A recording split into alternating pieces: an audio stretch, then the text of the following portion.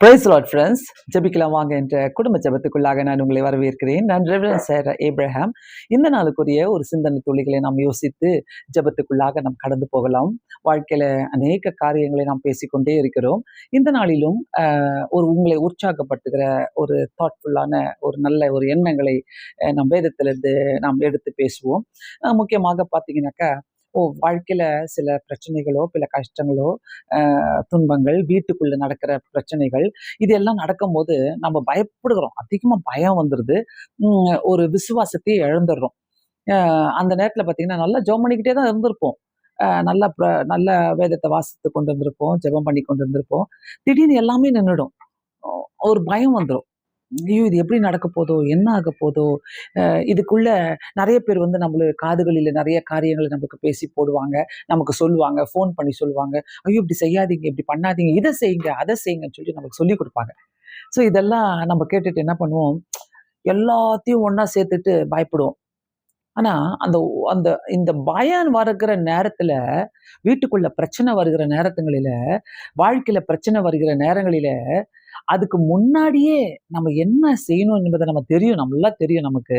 அத இன்னொரு முறையும் நம்ம சிந்தித்து விட்டு, கண்டிப்பாக இப்படிப்பட்ட ஒரு வாழ்க்கை இருந்தா, வாழ்ந்தா நல்லா இருக்குமே என்று நம்ம நெனச்சோம்னாக்கா, வாழ்க்கை ஸ்மூத்தா போகும். வேதத்திலிருந்து ஒரு அருமையான ஒரு பகுதி. ஏன்னா அதிகமா அ நாட்களில யோசிக்க வைத்த ஒரு பகுதி. லூக்கா எழுதின சுவிசேஷம் 8வது அதிகாரத்துல 41வது வசனத்திலிருந்து நம்ம பார்க்கலாம். அ அதுல பார்த்தீங்கன்னாக்கா, ஜெப ஆலய தலைவனாகிய எவிர பத்தி சொல்லப்பட்டிருக்கிறது. அந்த எவிருடைய மகள் வந்து ரொம்ப சிக்காயிடுறாங்க.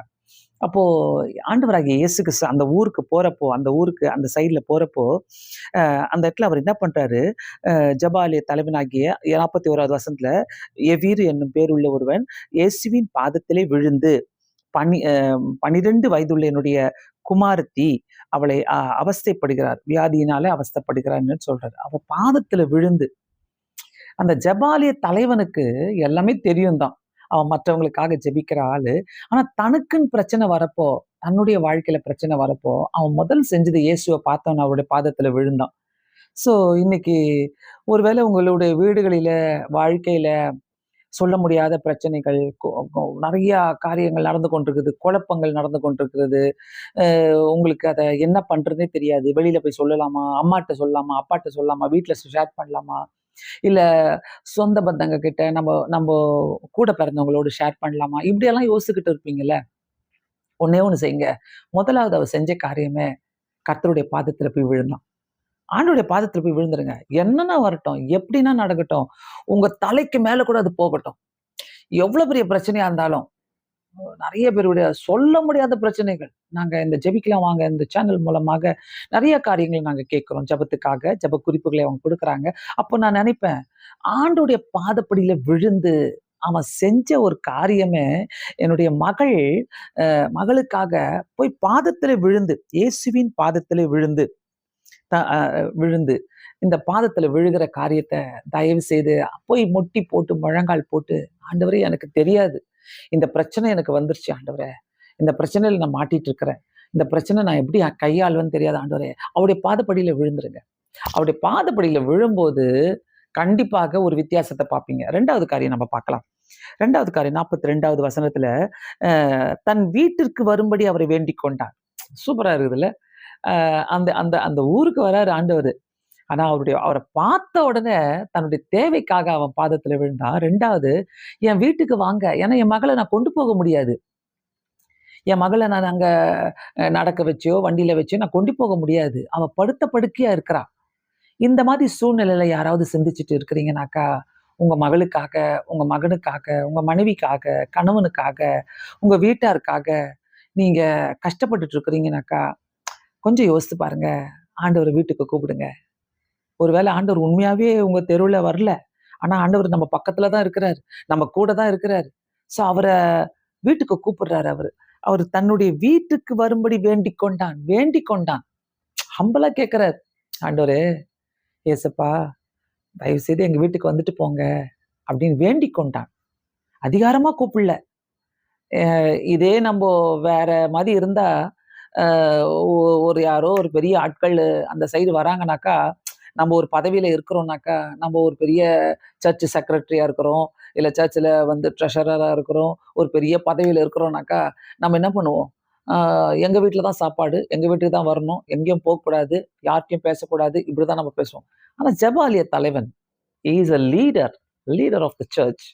ஜெபாலய தலைவனாகிய அவன் அவன் வேண்டிக் கொண்டான் ஆண்டவரை.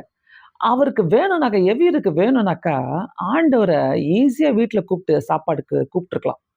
ஆண்டவரை சாப்பாட்டுக்கு கூப்பிடலாம், வீட்டுக்கு வரட்டும், அப்படியே நம்ம மகளுக்கு சுகம் வாங்கி தந்துடலாம் அப்படி நினைச்சிருக்கலாம். இல்ல, அப்படிப்பட்ட ஒரு குறுக்கு வழியில அவர் போல வேண்டிக் கொண்டார். ஆண்டவர்ட்ட போய் வேண்டிக் கொண்டார். பிரியமானவர்களே, இந்த நேரத்துல இதை கேட்டுக்கொண்டிருக்கிறீங்கனாக்கா, எவ்வளவு பெரிய ஆளா இருக்கலாம் நீங்க. உங்கள்ட்ட கையில எல்லாமே இருக்கலாம். எல்லா பணத்தையும் குடுத்து கூட எனக்கு சுகம் குடுத்துருங்க, என் மகளுக்கு, என் மகனுக்கு நீங்க சொல்லி கேட்கலாம். ஆனா, இந்த இடத்துல வேண்டிக் கொள்ளுங்க. அவர்ட்ட போயிட்டு நீங்க வேண்டிக் கொள்ளுங்க. ஆண்டவரே, எங்க வீட்டுக்கு வாங்கப்பா. சில நேரத்துல ஆண்டவர வெளிய துரத்தி அனுப்பிடுறோம்ல. கஷ்டங்கள் வரும்போது தான், அ வாழ்க்கையில துன்பங்கள் வரும்போது தான், நம்ம என்ன பண்றோம்? ஆண்டவர கூப்பிடுறோம். ஆண்டவர மற்ற நேரங்களில எனக்கு தான் எல்லாமே இருக்குது வீட்ல. என்ன குறை? நல்லா பணம் இருக்குது, நல்ல வசதி இருக்குது, நல்ல சொந்த வீடு இருக்குது. உட்காந்தோமா, டிவி பார்த்தோமா, ஜாலியா தூங்குனோமா, ஊர சுத்துனோமா அப்படின்னு இல்லாம, அப்படிதான் நினைக்கிறீங்க. அந்த மாதிரி வாழ்க்கை போதும் அப்படின்னு நினைக்கிறோம். கர்த்தர் தேவை, இயேசு தேவை. ஜெபாலய தலைவனுக்கு இயேசு தேவைப்பட்டாரு அன்னைக்கு. அவனுடைய மகளுக்காக தேவைப்பட்டாரு. ஓடி போய் பாதத்துல விழுந்து 2வது அவரை வீட்டுக்கு வரும்படி வேண்டிக் கொண்டான். அப்படியே இயேசு அநேக அற்புதங்களை செய்து கொண்டே போறாரு. நடுவழியில அந்த பெரும்பாடு உள்ள ஸ்திரியை பார்க்கறாரு. அங்க போயிட்டு அநேக அற்புதங்களை செஞ்சு கொண்டே போகும்போது, 3வது காரியமாக நம்ம பார்க்கிறோம். 8வது அதிகாரம் 49வது வசனத்துல, அவர் இப்படி பேசிக்கொண்டிருக்கையிலே ஜெபாலய தலைவனுடைய வீட்டிலிருந்து ஒருவன் வந்து அவனை நோக்கி, உம்முடைய குமாரத்தி மரித்து போனாள். அவ்வளவுதான் சொல்றாரு. ஒருவன் ஓடி வந்து அந்த ஒருவன் தான் நிறைய பேருங்க நம்மளுடைய வாழ்க்கையில. அந்த ஒருவரை நம்ம அலோவ் பண்ணிட்டோம்னாக்கா, நம்ம தலைக்கு மேல ஏறி உட்காந்துருவாங்க. அவங்கள இந்த ஹாஸ்பிட்டல் கூட்டின்னு போ, அந்த ஹாஸ்பிட்டல் கூட்டின்னு போ, அந்த டாக்டர் நல்லவரு, இந்த டாக்டர் ரொம்ப நல்லா பார்ப்பாரு, அவர் கைராசி உள்ளவரு. இந்த டாக்டர்ட்ட அவர்ட்ட அவர்ட்ட போய் பேசினாலே எல்லாம் சரியாயிடும். No problem. செய்யலாம் தான். கண்டிப்பா ஒரு பயத்துல. ஆனா, அந்த ஒருவன் ஓடி வந்து குழப்பத்த உண்டாக்குறான் பார்த்தீங்களா? அவன் கொடுக்கிற ஒரு செய்திய நெகட்டிவா பேசுறாரு. உன் மகள் மரித்து போயிட்டா. உன் மகள் ஓடி வந்து அவனை நோக்கி, உம்முடைய குமாரத்தி மரித்து போனாள். அப்ப என்ன ஆயிருக்கும்? ஒருவேளை ஓன்னு கத்தி அழுதுருக்கலாமா? ஆண்டவர் பிஸியா இருக்கிறாரு. ஏசுசாமி வந்து அங்க பிஸியா இருக்கிறாரு. பலரை பார்த்துக்கிட்டு, சுகம் கொடுத்துக்கிட்டு பிஸியா இருக்கிறாரு. இந்த சூழ்நிலையில அவன் ஓடி வந்து, உன் குமாரத்தி மரித்து போனாள் சொல்லும்போது, என்ன பண்ணியிருப்பாரு? எப்படி ரியாக்ஷன் குடுத்திருப்பாரு? எப்படி வந்து அவரு என்ன பதில் சொல்லியிருப்பாரு? போதகரை வருத்தப்படுத்தாதே, வருத்தப்படுத்த வேண்டாம். அதுல வேற 2வது வார்த்தை. நீ ஏன்பா அவர தொந்தரவு பண்ற? உன் குமாரத்தி மரிச்சுட்டா. உன் குமாரத்தி செத்து போயிட்டா. உனக்கெல்லாம் கிடைக்காதுப்பா. உனக்கெல்லாம் இப்படி கிடைக்குமா?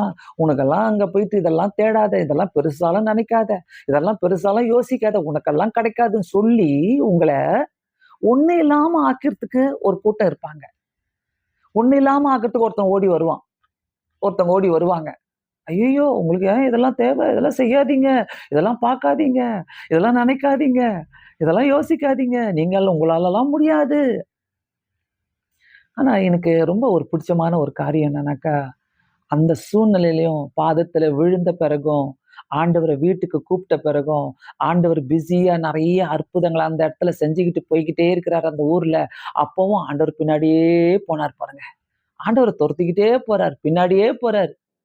வீட்ல மரண அவஸ்தையில இருக்கிறா.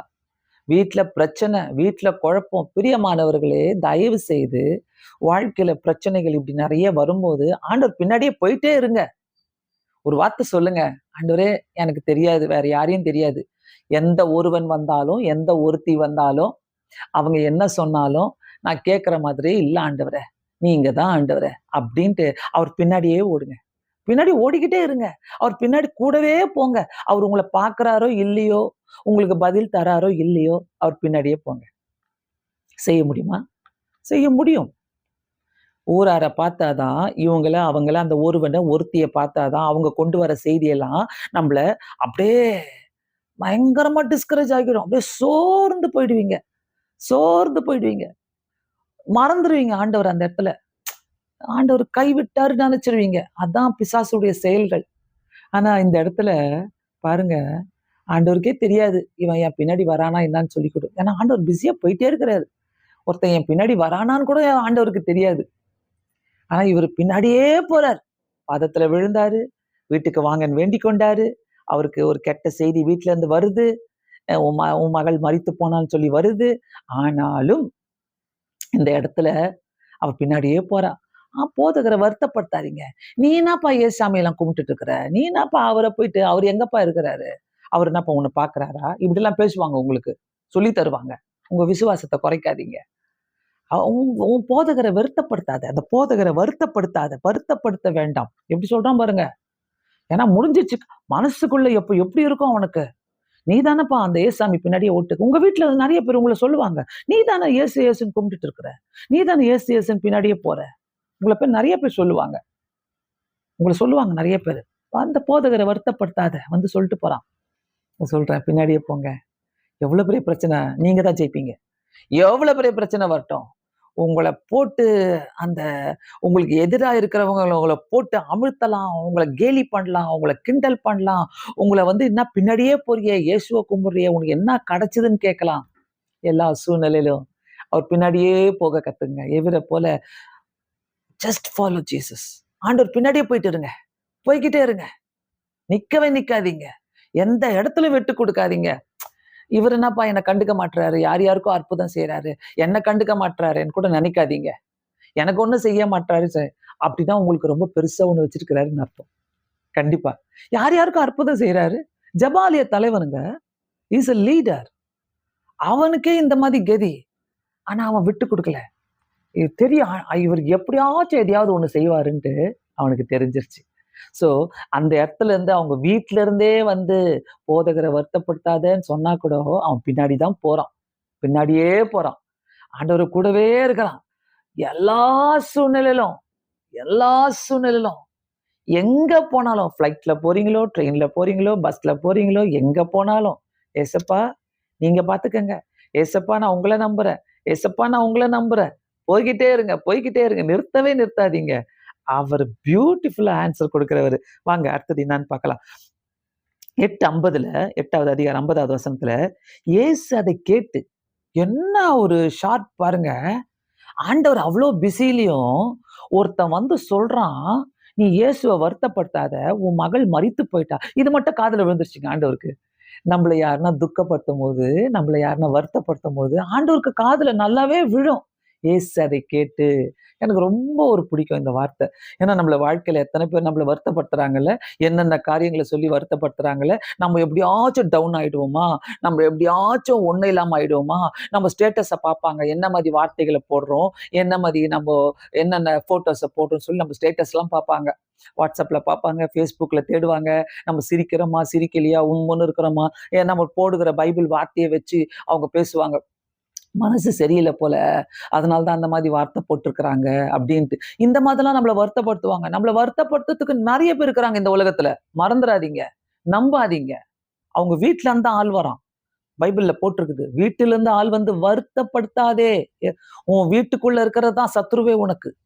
சோ அந்த வீட்டுக்குள்ள இருக்கிற சத்ருவே உனக்கு வந்து சொல்லுவான். அவரை சும்மா சும்மா நீ போயிட்டு அவருக்கே முக்கியத்துவம் கொடுக்குற, எப்ப பாரு சர்ச்சைக்கு போயிட்டே இருக்கிற, எப்ப பாரு பாடிக்கிட்டே இருக்கிற, எப்ப பாரு வேதம் வாசித்துட்டே இருக்கிற, எப்ப பாரு ஜெபம் பண்ணிட்டே இருக்கிற, இப்படி அவரையே நீ வருத்தப்படுத்துற, அவரையே நீ தொந்தரவு பண்ற அப்படின்ட்டு உங்க வீட்டுல இருக்கிற ஆளே வந்து சொல்லுவாங்க. கவலைப்படாதீங்க. உங்க ஜெபத்தை அவர் கேட்டு, உங்களுக்கு வர கெட்ட செய்திகளை அவர் கேட்டு, அவர் கேட்கிறாருங்க. நம்முடைய தேவன் கேட்கிறவர். அவருக்கு காது இருக்குது, அவருக்கு கண் இருக்குது, நம்மள பாக்குறாரு. அவர் அதை கேட்டு கேட்டு ரொம்ப அழகா சொல்றாரு. எடுத்த உடனே சொல்றாரு, பயப்படாத, பயப்படாத, பயப்படாத. கர்த்தர் இன்னைக்கு உங்களையும் பார்த்து சொல்றாரு. இத ஒருவேளை நீங்க கேட்டுட்டு இருக்கிறீங்கன்னாக்கா, பயப்படாத, பயப்படாதீங்க. யார் வந்து டிஸ்கரேஜ் பண்ணாலும் பயப்படாதீங்க. உங்க கணவரே வந்து உங்களை பார்த்து சொல்லட்டும், நீ எனக்கு வேணாம், நீ ஒழிஞ்சு போ, நீ மாறிட்ட, நீ எப்படி எப்படியோ இருக்கிற, நீ வேற மாதிரி இருக்கிற, பொறுமையா இருங்க. பயப்படாதீங்க. உங்க மனைவி வந்து சொல்லலாம், "நீ போ, எனக்கு வேணாம். நான் உன்னை டிவோர்ஸ் பண்ணிடுறேன். எனக்கு தேவையில்ல." அப்படின்னு சொல்லலாம். பயப்படாதீங்க, பயப்படாதீங்க, பயப்படாத. கர்த்தர் சொல்ற ஒரு வார்த்தை, அதுக்கு தாங்க கர்த்தர் நமக்கு தேவை நம்மளுடைய வாழ்க்கையில. மனுஷன் எந்த பயத்த குடுத்தாலும், எந்த பயப்படாத சொன்னா கூட கர்த்தர் சொன்னார்னாக்கா சூப்பர்ங்க. அவர் பாருங்க, எடுத்த உடனே ஆண்டவருடைய பாதத்துல விழ கத்துக்கிட்டாரு. பிரச்சனை வரும்போது போய் ஆண்டவருடைய பாதத்துல விழுங்க. மனுஷன் பாதத்துல விழாதீங்க. எப்ப பாரு நெறைய பேர் வேலை வேணுமா? அந்த அரசியல்வாதி கிட்ட போய் கால்ல விழுந்துரு. விழுந்துரு நேரா. அம்மா, அப்பா சொல்லி தருவாங்க. விழுந்துரு. நேரா போய் விழுந்துரு. அந்த அரசியல்வாதி கையில விழுந்துரு, அந்த பிரின்சிபல் கையில விழுந்துரு, அந்த புரொஃபசர் கையில விழுந்துரு, அந்த கட்சிக்காரர் கையில விழுந்துரு, அந்த கால்ல விழுந்துறேன். போயிட்டு அப்படியே சிலர்லாம் விழ கத்துக் குடுப்பாங்க. இவரு இயேசுவின் பாதத்துல மட்டும் தான் விழுந்தாரு. இயேசுவ மட்டும் தான் வீட்டுக்கு கூப்பிட்டாரு. உங்க வீட்டுக்கு கூப்பிடுங்க. பாதத்துல விழுந்து ஆண்டவர கூப்பிட்டு, ஆண்டவரு எல்லா கெட்ட செய்திகள் வந்தாலும் அத கேட்டுட்டே இருக்கிறாரு, மறக்காதீங்க. அத கேட்டு ஆண்டவரு பயப்படாதே, பயப்படாதே. எவ்ளோ ஒரு பலமான ஒரு வார்த்தை நம்மளுக்கு. எவ்ளோ ஒரு தைரியமான ஒரு வார்த்தை. இந்த வார்த்தை போதும். நம்ம ஜெயிக்கலாம் இந்த உலகத்த. இந்த வார்த்தை போதும். நம்ம என்ன வேணா செய்ய முடியும் இந்த உலகத்துல. பயப்படாதே. அடுத்தது சொல்றாரு, பயப்படாதே. விசுவாசம் உள்ளவனாயிரு. விசுவாசம் உள்ளவனாயிரு. இந்த 2 வார்த்தைய வாழ்க்கையில எடுத்துக்கங்க. ஆண்டவர் அற்புதம் செய்யலன்னு நினைக்கிறீங்களா? அத நீங்க வாசித்துக்கிட்டே போனா அங்க பார்த்தீங்கன்னாக்கா, அந்த 52, 53, 54லலாம் அங்க எல்லாரும் உட்கார்ந்து அ அ உட்கார்ந்துட்டு இருக்கிறாங்க.